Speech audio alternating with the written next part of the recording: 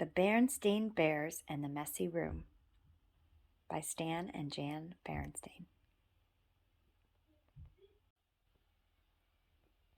From the outside, the Bears' treehouse, which stood beside a sunny dirt road deep in Bear country, looked very neat and well kept. The flower beds sparkled with red, yellow, and blue tulips. The woodwork was freshly painted and in good repair. The grass was cut and the vegetable patch was properly weeded. Even the bird's nest that perched on one of the treehouse branches was well trimmed.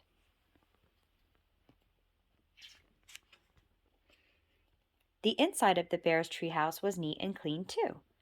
The piano was dusted, the pictures were straight, the kitchen was spick and span. Even the basement was neat and clean. And if you think it's easy to keep a treehouse basement neat and clean, well, you've never tried to do it.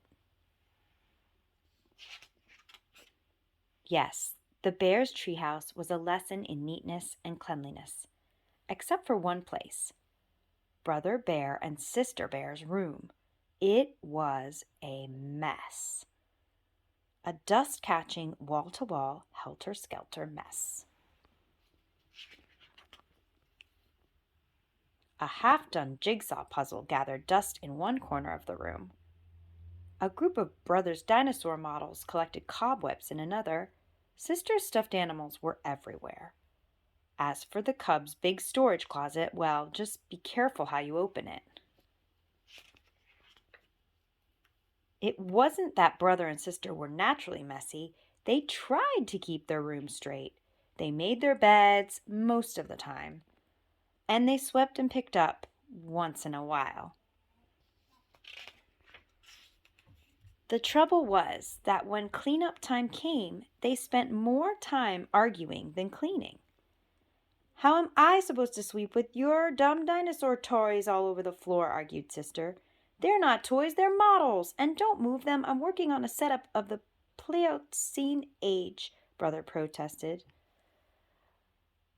"Pleistocene, Schistocene," shouted Sister.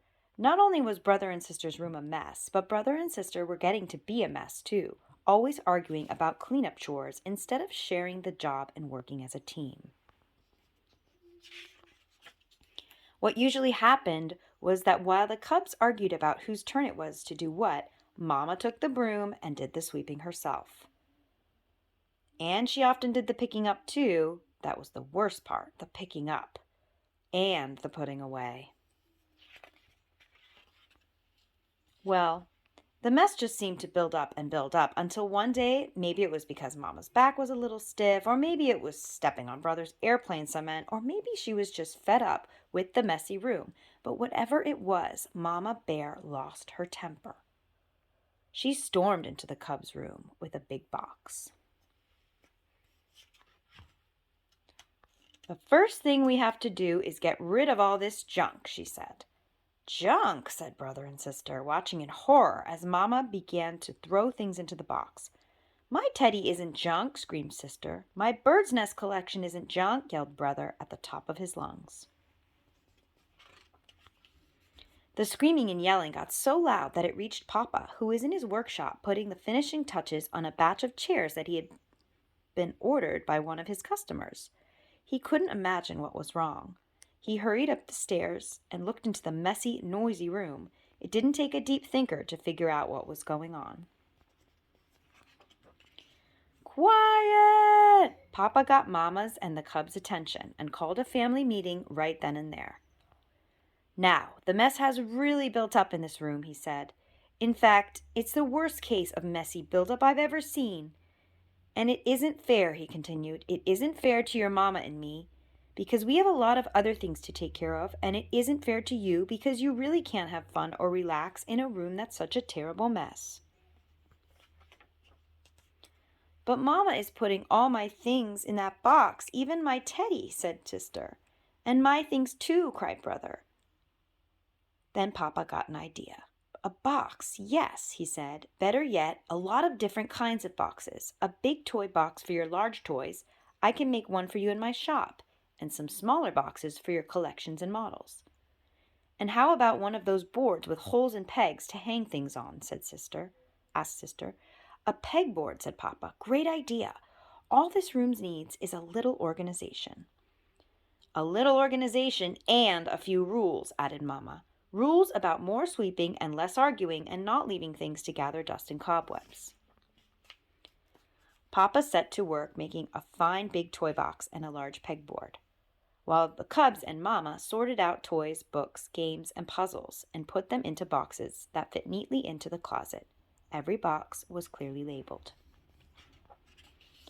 Some of the cubs' things did end up in Mamma's big throwaway box. Not Sister's teddy, of course, but some of Brother's bird nests, the crumbling, falling apart ones.